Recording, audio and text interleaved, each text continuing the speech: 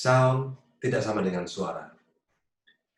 Kita akan meluangkan waktu untuk membahas atau ngobrol lebih tepatnya, ngobrol tentang beberapa isu yang muncul dari kajian-kajian musik populer Indonesia. Dan kali ini kita akan berangkat dari atau berpijak pada kajian-kajian yang pernah dilakukan oleh Profesor Emma Baulch. Beliau adalah seorang profesor dari Departemen Komunikasi dan Media, University of Monash di Kuala Lumpur, Malaysia. Hello, Emma. I'm well, Rizky. Thank you for having me. Thank you for doing this. So, Emma, you have a new publication coming out later this year, later 2020, which we're going to talk about later on. But first of all, I'd like to go back to your past publication and also to give pictures of the various aspects of music scholarship on Indonesian popular music. So your research that you turned into publication in 2007 was entitled Making Scenes, Reggae, Deathmetal and Punk in 1990s Bali. Now I'm sure that a lot of us have read that already, but I'd like to go into a few details on that. Would you mind briefly talking about your research, that publication? How did that come about? Yes, when I started out doing my PhD, that was in the sort of the mid-90s, and I was looking around for a topic, and I met some people from Bali who were involved in this underground music scene, basically, and they were performing monthly at this gig that was on in Bali at the time, that sort of brought together a few different kinds of music. The ones that I wrote about were reggae, punk and death metal. And I started going to that gig and talking to the people who were performing there, and just got really interested in what they were doing, how they were interacting with some of the musicians from other genres, and how were they, I mean, they were young men mostly, either at university or recently graduated.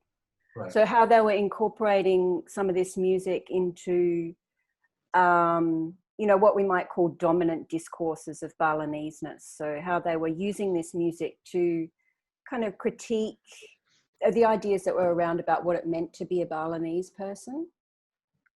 And some of the most forceful ideas that were out there were, of course, shaped by the tourism industry. Mm-hmm. And also, the experience Bali had during, the killings of 1965 to 8, really. I mean, they went on for some time. And those killings, of course, we know from the research that Balinese scholars have done, over the last decade or so, sort of laid the ideological ground for the tourism industry to develop in Bali, in that, it enabled, it enabled this dominant discourse of Balinese people as, inherently religious, as inherently happy. They were naturally amenable to tourism in some way to develop. That came out of, the doing away with socialist and communist ideas that was, resulted from the massacres in 1965 to 6. That's a very simplified version of of the history of, the development of ideological forces in Bali. So I was interested in how these young men were using music to critique some of those ideas and think differently about what it meant to be Balinese. The research was taking place at an interesting time politically and culturally, because mid-90s, of course, was, building up anti-New Order student movement, the movement to depose Suharto, all the stuff that was happening with the PDPI, that had a lot of resonance in Bali. There was a lot of support for Megawati Sukarno Putri. And, you know, that, so the movement manifested itself in that way. But what we had with the music was something that was was connected to that, was connected to the student movement, but also a separate space as well.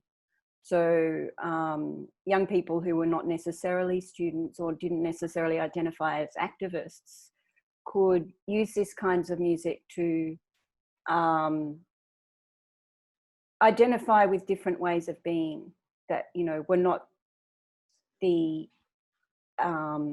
not aligned with the dominant discourse on what it meant to be a young Indonesian person, a young Balinese person, or a young Balinese man in particular. So that's what I was looking at. And culturally, it was also an interesting time because the media industries had been recently opened up. So you had a lot of private TV channels. Right. And also interesting was that the recording industry was opened up. So you had a lot of global recording companies looking to develop Indonesian repertoires. But at that time, actually, it was mostly that they were looking to sell their US products on the Indonesian market. And so you had like these new flows of media content or music that people were looking at on television, you know, MTV and the like. You know, the cassettes were easily available and so on and so forth. There was a concert in Jakarta. And the other part of the cultural kind of change that happened then was that amateur music making became electrified. So all of a sudden you had a lot of young people who had access to electric guitars.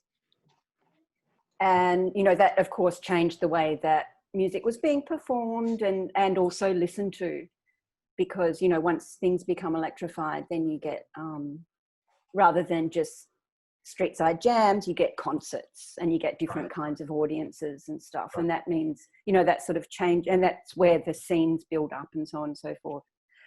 So that was actually mainly in relation to the punk scene. The death metal scene came through underground networks to Bali. So that was a little bit different. And then the reggae was different again. So I was looking at the different kind of patterns of globalization that fed these scenes as well. Yeah. Aside from the three genres, reggae, death metal, and punk, aside from the discussion of genres, I'm also interested in the use of the term scene. I mean, how do you define scene? And is it different now than back then? It's a bit of a theoretical question, this is. Yeah, I mean, what I ended up finding, I guess, was because I looked at the development of these genres over time. And initially I looked at reggae, but reggae was really in its dying days as a scene, I guess. It had really been boosted by the presence of tourism and was associated with, in terms of what it meant to be Balinese. If Balinese is a tourist destination, then it can be aligned with, you know, Jamaica as a tourist destination, and therefore it's apt that we play music by the beach, this kind of music. And so in that way, like the commercial, you know, like the tourist bars and so on could accept people playing reggae, even though it's not a Balinese form, because it seemed apt to that tourism environment. Whereas none of the punks or the death metal musicians could get gigs at the tourist bars. So there was that kind of differentiation going on. And then what we saw was like from the time that I started doing the research to when I stopped, the development of an underground scene that was, in a way, kind of took its cues actually from what was happening in Bandung, Malang, Jogja, you know, Surabaya, Jakarta as well, and started to identify itself as an underground. So the punks and the death metal musicians sort of, you know, came together. The punk musicians had started out like through encounters with bands like Green Day, and then people started to get access to more underground punk sounds, I guess, through the sort of Java-related networks. And so the scene changed over time. And so what I was interested in is one of the things I was interested in is how that manifested spatially. So my research was based in Denpasar, which is the capital of Bali. And when I started doing it, I was looking at the places where people hung out. Right. And then I kind of tracked over time how the hangout spaces as sort of identifications change. So this sort of underground sensibility or this identification with an underground scene developed. You also got changes in where people hung out and the way that they identified spatially. So they started to sort of carve out their own spaces. Mm-hmm. And also common spaces where punks and death metal musicians could come together. And, that was important for identifying as a scene, I think, because, scene is actually a kind of a spatial word in that, it refers to a place or a space.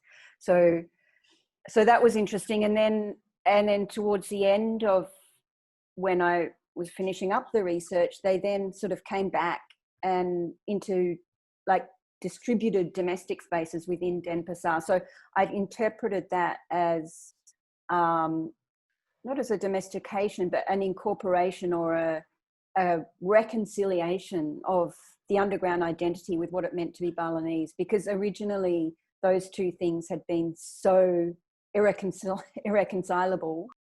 Yeah, that, there had to be this spatial movement outside of the spaces where their families were. Mm-hmm. And then after a while that became reconcilable. And who did you get involved with at that time? I mean, who were the bands back then? At first there was this gig that I started to go to, which was like a commercial thing that had been set up by this entrepreneur. And he had, that's right, he had a sound system business. So he was looking to drum up business for that. And so, and then like realize, there's all these kids with electric guitar, like this electrification thing that's going on. So there was an opportunity there. And then he just set up this stage in this huge, like empty block, basically, by the beach. So that was the first one. And then people started, I think it was the guys from Superman is Dead. They did the first gig that was actually called an underground gig in Tabanan, outside of Denpasar, actually. So that was the first time you started to see this word underground coming up. So that was a kind of punk-led one. And then there was this other one called Total Uyut that was this guy from a band called Eternal Madness that did stuff with sounds that are usually associated with funeral processions. And then they even had a song called Pulabon, which is like the funeral procession.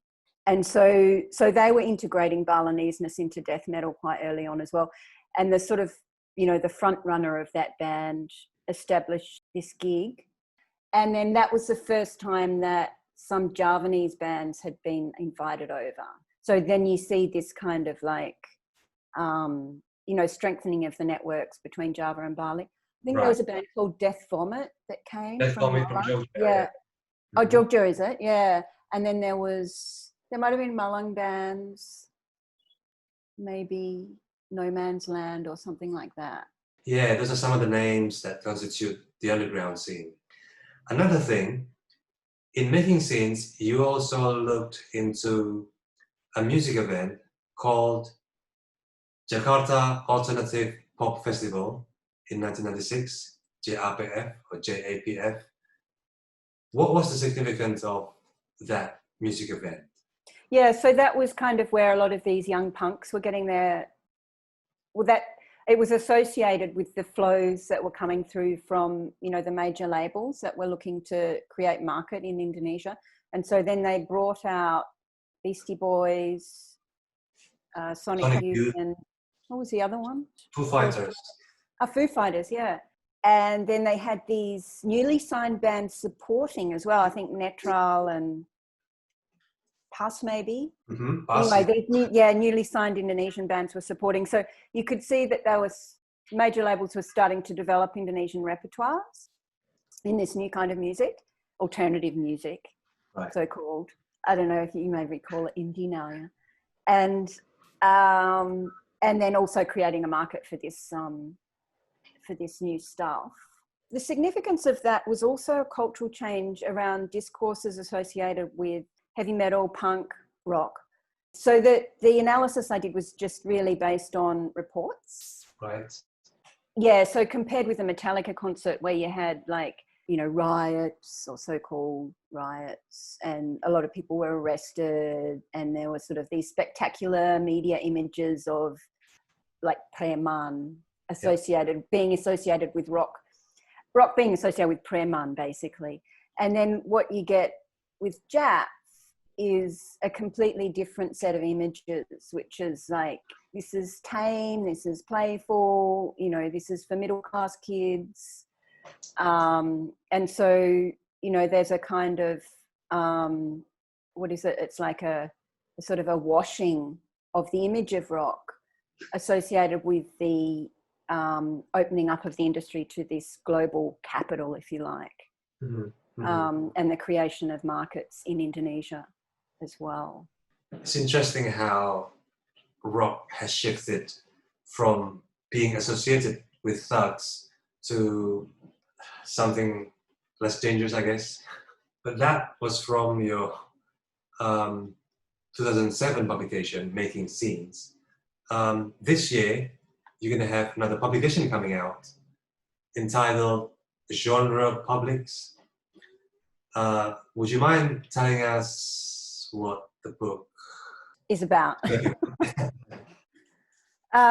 Yeah, so it took me, I started doing the research for this in 2004. And like I was on, it was funded by a series of contract positions actually. So that took quite a while. So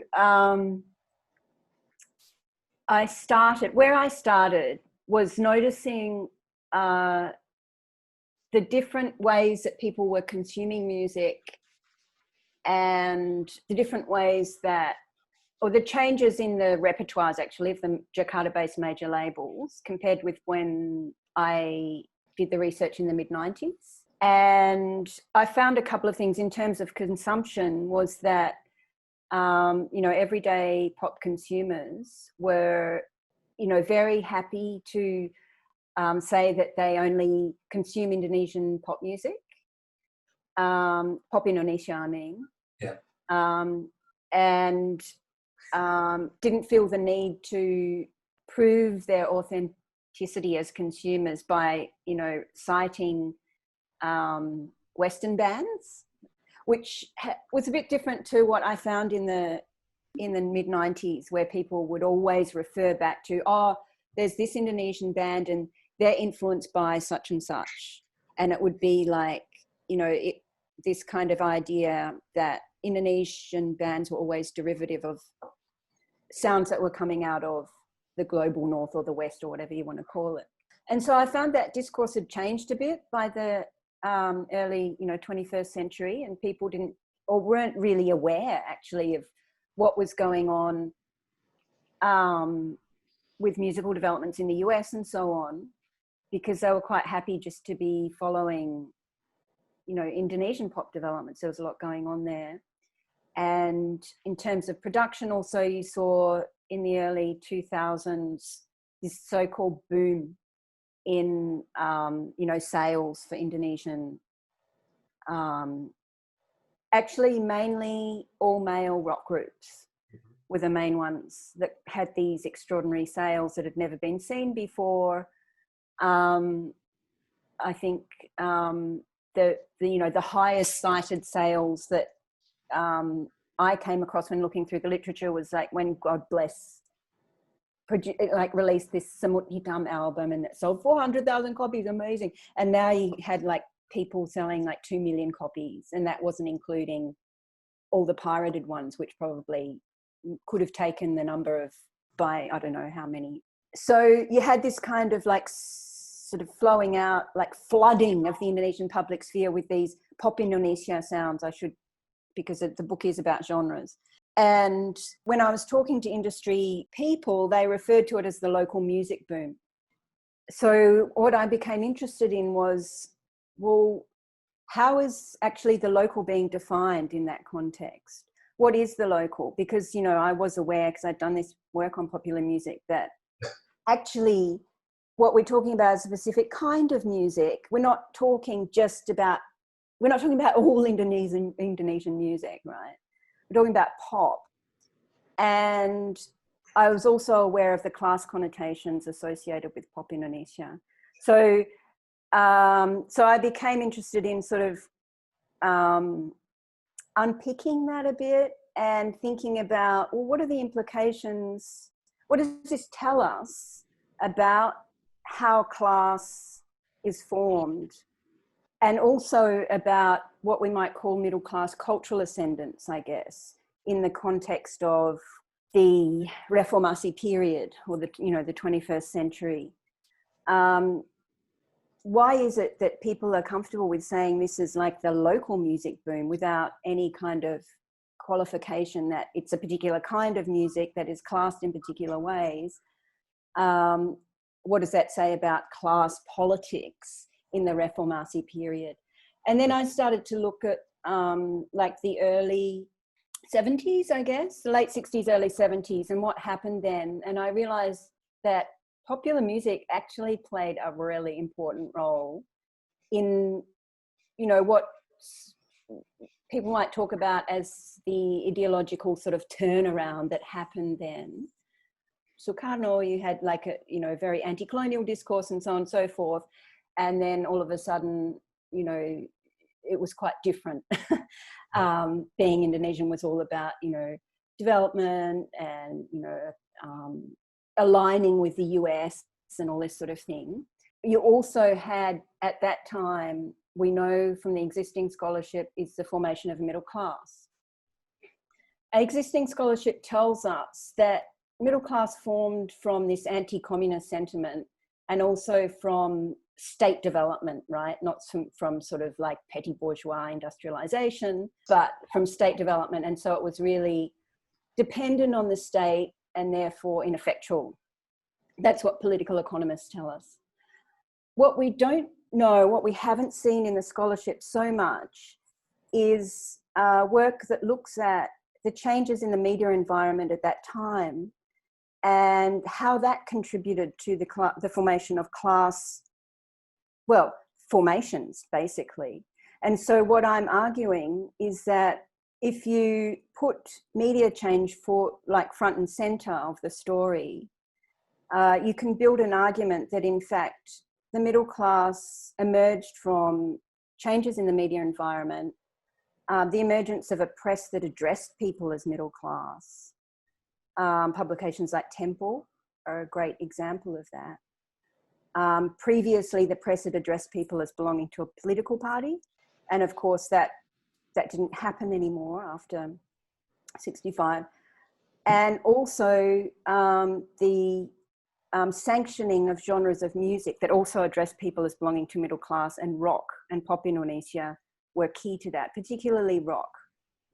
So you had this form of music that was very much oriented to the US and, circulated freely now. It couldn't previously, yeah.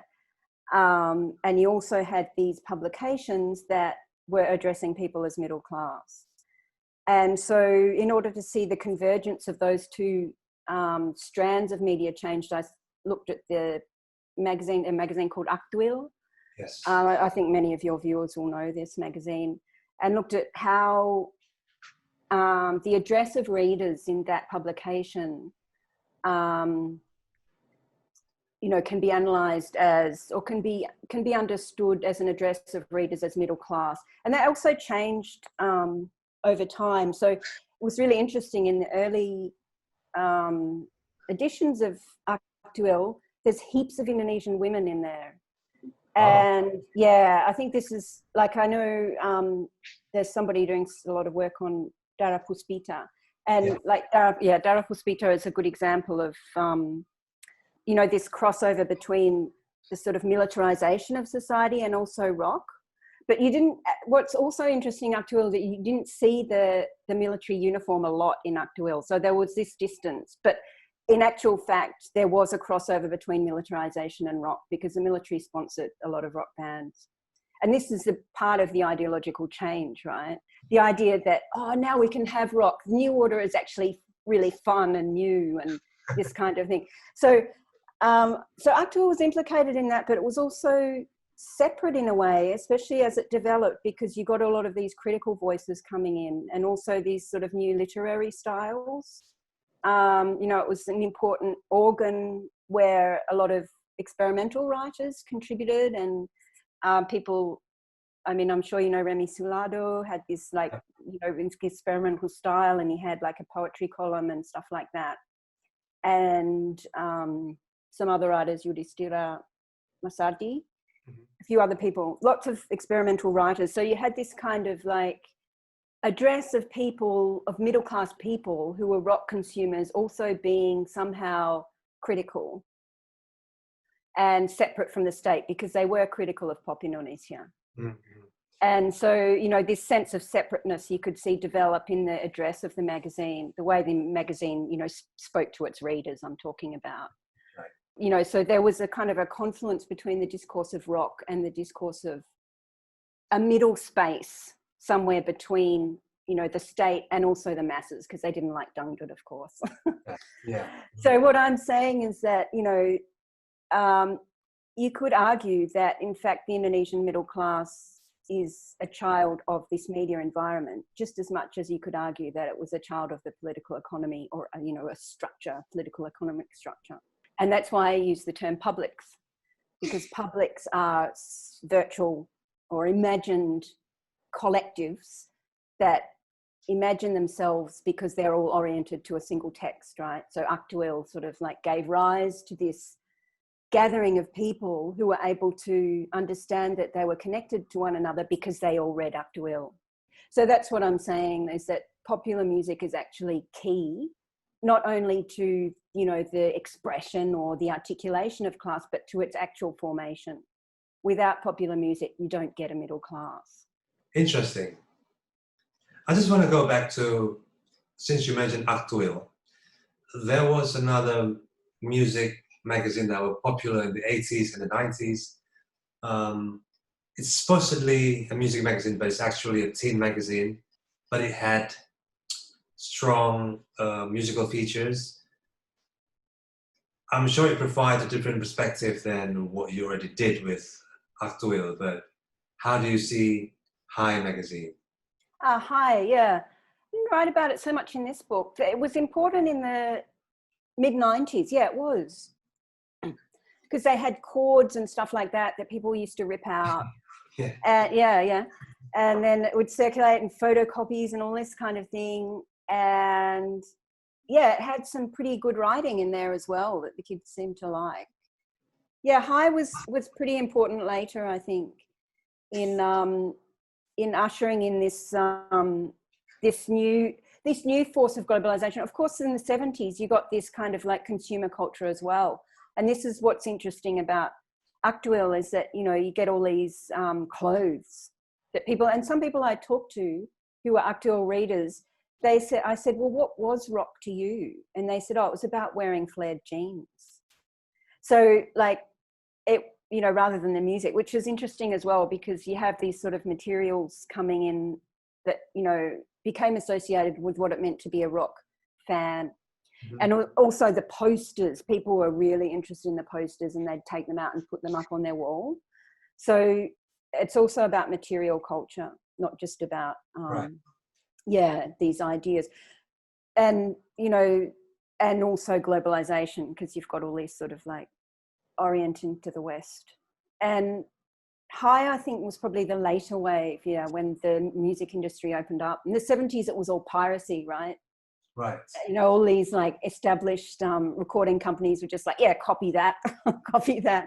without having the rights. But then they got told off for that in the end, so they couldn't do it anymore. Well, they got told off by Bob Geldof in the 80s as well.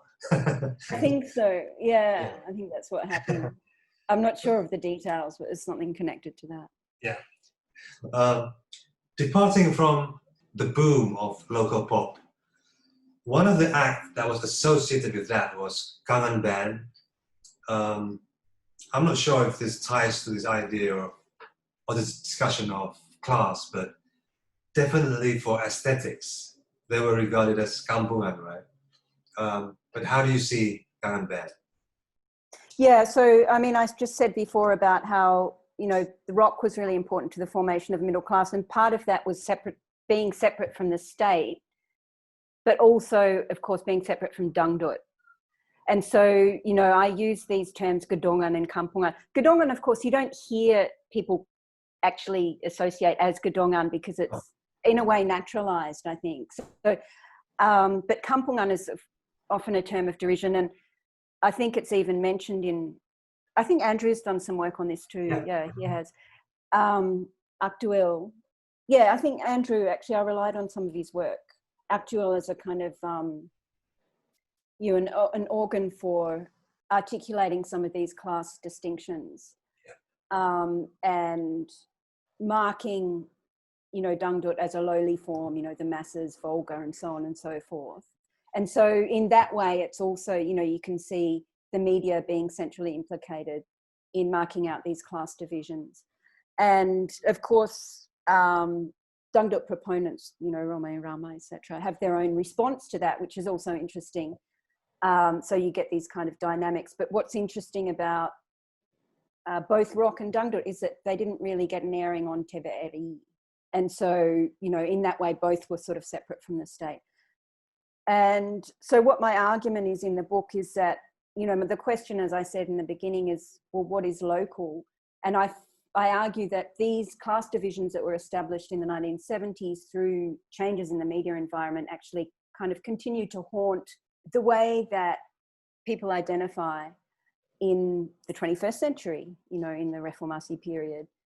And you don't see a lot of change actually in the dynamics, which is interesting. So there's a couple of pieces, I think, by Jeremy Wallach, where he's arguing that there's not been a lot of change in the structure of genres, in the genre structure of popular music in Indonesia. It's, you know, remained quite rigid. And so I agree with that. I think that, you know, pop Indonesia remains a culturally ascendant form. You know, it has a certain cultural power that has, like, its roots in the 1970s and has remained so to today. And some of the tropes that are called upon to assert that power remain as well. And pemuda is one of them. I think pemuda is an important trope that is used to assert the ascendancy of pop Indonesia, in particular rock and masculinity. Right. So, but it's more contested because of, you know, changes in the media environment as well. So what you see at the same time is things like Kangen Band, which is interesting. I mean, there could be a whole lot of examples. You could look at Dangdut Koplo, you could look at heaps of stuff, but I can't do everything, right? So the first thing I talked about is how they get picked up and kind of marketed as this, you know, aku memang kampungan. So there's a pride, you know, it's a reclaiming. There's a narrative of upward mobility as well. And so, you know, oh, they were in Lampung, but then they came to Jakarta and they made it and they learned how to, like, eat with a knife and fork and all this kind of, like, civilizing. The civilizing of Kangen Band in the promotion of Kangen Band was interesting. And so I'm looking at partly at how, like, corporate narratives around the reclaiming of Kangen Band and what the sort of technological basis of that is. And I'm interested in how that sort of interweaves with ringback tones, you know, after the boom, and then everyone started pirating all that stuff. So it became really hard to make money from CDs. And then all of a sudden the music industry, not only recording companies, but also TV and telcos, they all got together and they could make all this money out of ringback tones. And then you know, Kangen band was often said to be the king of ringback tones, and they sort of created this genre which is called pop Melayu, which was like the king of ringback tones. So there's all these sort of corporate narratives that get woven around that reclaiming. But then there's another story which is also interesting, which was actually, what the hell is pop Melayu? You know, actually Kangen band thought... Yeah, how do you define pop Melayu in the context of Kangen band? I mean, you discussed this before as well. How does Kangen band signify pop Melayu? Yeah, so actually they don't. That's the thing. Because, I mean, there is pop Melayu. I think Andrew's written about pop Melayu as well. I referred to his stuff a fair bit. And, you know, there was this thing of, I think in the 70s as well, this sort of like pop Indonesia bands tried to like, I don't know, what did they do? They tried to put like Cengkok inflected vocals into, or something, I don't know. And then, but then the critics said, oh, it didn't really work. It was kind of fake or something. So, but Andrew writes about a successful composer, Zakaria, that's right. So there is a thing. But Kangen band wasn't that at all. Kangen band actually were playing pop Indonesia. That's how they thought about it. They were oriented to Peter Pan, you know, they were oriented to these pop Indonesia supergroups. They didn't even know anything about pop Melayu. Or they were just singing it in the way they were singing it. It wasn't like supposed to be Cengkok or anything like that. But, you know, that this is part of the corporate narrative that was woven around. And no one thought of it as pop Melayu because you couldn't, for one thing, you couldn't see the band when they were first famous because they just had this recording that was going around the emper-emperan, you know, on the sort of like informal networks of, so nobody knew really what the hell it was. They didn't know what it looked like, which is an important, you know, visual cues for what it is generically. And the sound wasn't really Melayu. It's just like kind of off-key pop Indonesia. But people liked it, right? So the pop Melayu is after the fact corporate branding, I think. So that's interesting as well. But I think it tells us something about informal networks and, you know, these emper-emperan and how it became so successful on the emper-emperan, and then people started requesting to the radio, and how the emper-emperan can accommodate these weird sounds that don't seem to fit with pop Indonesia, don't seem to fit with dangdut, you know. Right. Yeah, so in that way it has cultural value. Well, I mean, I think they had their own thing. Actually, I think that they were, you know, reclaiming pop Indonesia. They were doing it their own way. But, you know, there was then a reclaiming of them. But there's no denying that Kangen band was so popular, or still is now. Yeah. You also mentioned another band, another well-known band, God Bless. This time within this notion of nostalgia. Yeah, there's a study in the book about the God Bless comeback, basically. And I'm using that as an example of, you know, the endurance of these generic structure. The questions around how the local is, you know, sort of assumed to be naturally pop Indonesia or rock, which kind of those two genres kind of melded together at the end of the 90s, I think. And so, you know, the God Bless comeback is part of this, in a way, asserting the locals' origins in a particular history, which is the history of rock, right? You know, I mean, God Bless made it big in the 80s, but they were a 70s band as well, right? Band, yeah. And so in a way it's kind of asserting that that history, reasserting that history of, you know, this is where the most authentic Indonesian popular music can be found. This is what, you know, we need to celebrate. This is our origins in a way, you know, this is our, where we come from. There's a number of different sort of elements wrapped up in that, I think. One is, again, kind of corporate narratives. There was a lot of hype in Rolling Stone magazine, for example, about God Bless. God Bless is, in a way, a kind of figure, I guess, of what Rolling Stone, well, it's not going anymore, but what it hoped to sort of like, how it hoped to represent Indonesian music. You know, that Indonesian music is essentially about these, you know, these Western forms. And, you know, they're the culturally most sort of ascendant, most desirable forms that, you know, we should be putting forward and that we should be celebrating. And so, in a way, it was about creating a history for these global brands like Rolling Stone Indonesia to kind of settle down on, right? And make it look like, you know, Rolling Stone is promoting sort of something local.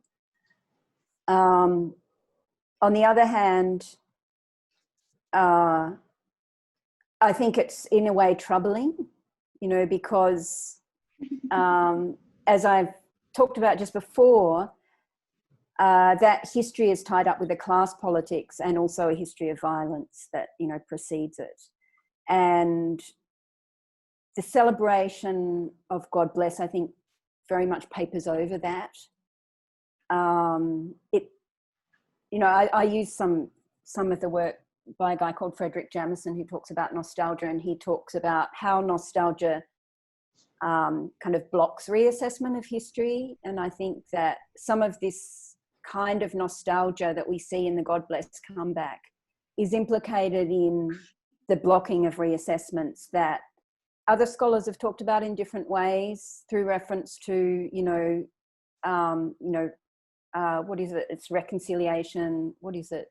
Like the, coming to terms with what happened in 1965, basically.